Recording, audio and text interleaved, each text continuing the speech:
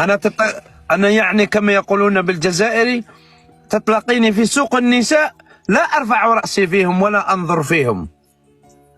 لكن شو تعمل؟ تطلب أعمل هيك. تعمل هيك وتطلب النمرة. تعمل هيك. لا خيتي لا خيتي نمرة نمرة. لا لا لا لا لا، أعمل هيك وأطلب النجدة.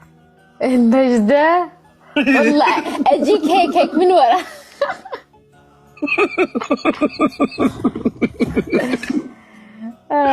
يا قلبي والله ضحك. والله ما تخافي، ما تخافيش، ولا نولي نجيب النمر ونعطيك انت عيطي لهم. شو نعمل؟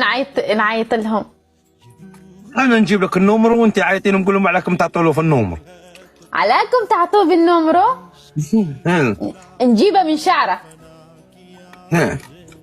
ما تخافي ما تخافي ما تخافي. لا لا ما يعني ما نقلق. لا تقلقي ولا تخافي ولا تحزني، كوني هانية. طمنتني والله بطمنك. ارقدي بالنوم رويدة. يعني من نرقد نحلم فيك تطلب النمرة.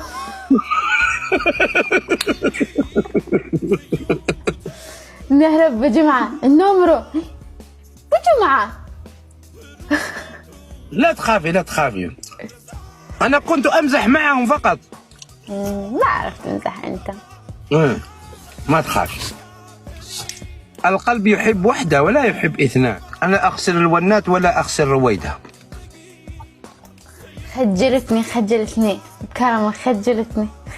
والله أحكي من كل قلبي ومن كل مقاشري. والله شنو هي مقاشرك؟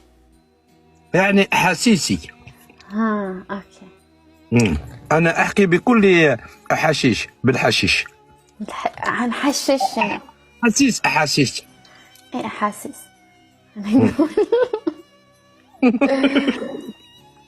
أنت رويدة كنت تتخيلي أنك تلتقي بواحد من الجزائر بهذه العقلية؟ ما كنت تتخيليها. أنا أصلا ما كنت أتخيل يوم من الأيام أفتح بث صراحة. لكن شوفي مكتوب ربنا. سبحان الله، ساعات ربنا يكون ضام لك كثير شغلات أنت ما بتعرف عنها ولا تكون، يعني إحنا نقول الله أعلم السنة اللي جاية شو مخبيتنا. لأن هالسنة أنا ما كنت في بالي إنه أطلع تيك توك ويكون عندي متابعين واسولف ويكون عندي اصدقاء مقربين كيما انت.